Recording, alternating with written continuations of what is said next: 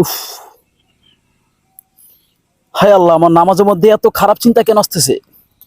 আল্লাহ, এত খারাপ কেন চিন্তা আসতেছে? এখন আমি কি করব? তো নামাজের মধ্যে আমাদের অনেকের অনেক আজে বাজে খারাপ চিন্তা চলে আসে। আর নামাজের মধ্যে যদি আজে বাজে খারাপ চিন্তা চলে আসে, তাহলে কি করবেন বা কি করণীয়? ভাইরে, ভিডিওর উপর ধাক্কা দিয়েন না, একটা শেয়ার করে যান। আপনার একটা শেয়ারের জন্য লক্ষ কোটি মানুষ এই ভিডিওটা দেখবে এবং এই সঠিক গুরুত্বপূর্ণ মাসালাটা জানতে পারবেন। আপনিও অগণিত অসংখ্য নেকির অংশীদার হবেন ইনশাআল্লাহ। তো নামাজ চলাকালীন সময় যদি আমাদের কোনো আজে বাজে খারাপ চিন্তা চলে আসে, তাহলে আমাদেরকে প্রথমে ছোট্ট একটি দোয়া পাঠ করতে হবে নামাজ অবস্থায়। দোয়াটি হচ্ছে আউযু বিল্লাহি মিনাশ শাইতানির রাজিম। অতঃপর বাম দিকে 3 বার থুতু ফেলতে হবে, যেমন মানে এমন ভাবে ফেলবেন যেন আপনার অপর পাশে যে ব্যক্তি আছে তার উপর যেন না পড়ে যায়, খুব আস্তে আস্তে।